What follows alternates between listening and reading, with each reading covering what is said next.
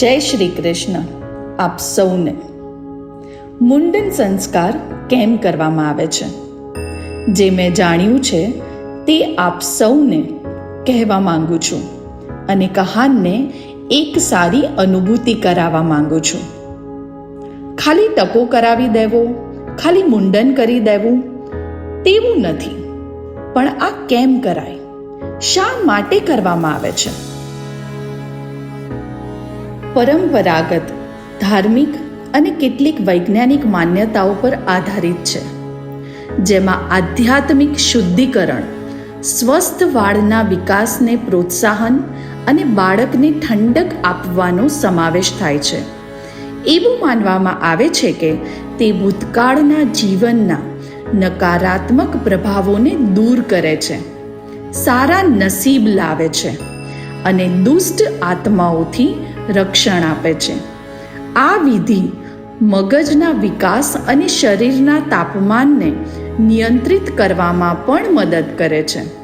માટે પૂર્વજોથી ચાલતી આવતી આ વિધિ, કે જે માતાના ગર્ભમાંથી જન્મેલું બાળક જે વાળ લઈને જન્મે છે તેનું આપણે મુંડન કરતા હોઈએ છીએ.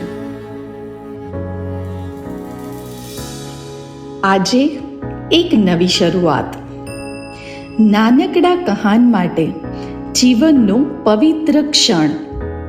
જેમ તેના નરમ વાળ ધરા પર પડે છે, એમ જૂની ઉર્જા વિદાય લે છે અને નવા આશીર્વાદોનું સ્વાગત થાય છે.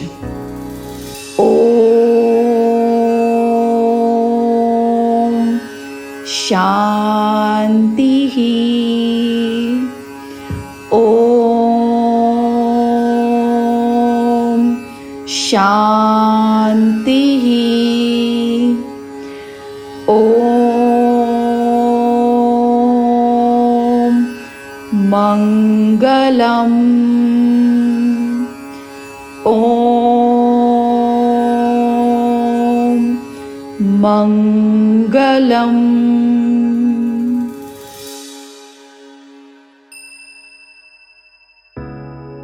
તેના દરેક પગલામાં શાંતિ અને સુખ સમાય.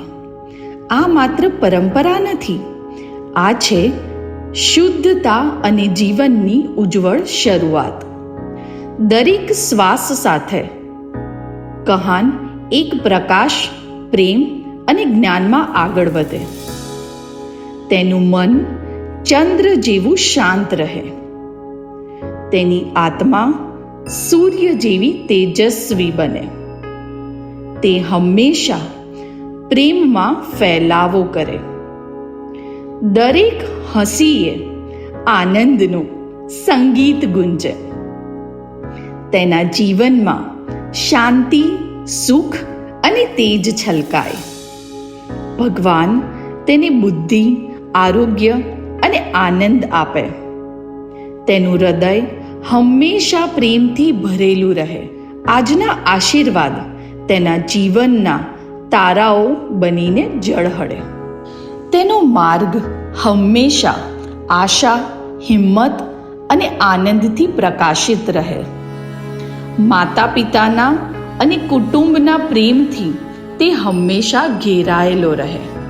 કહાન, આપણા સૌનો કહાન, આપણો કહાન.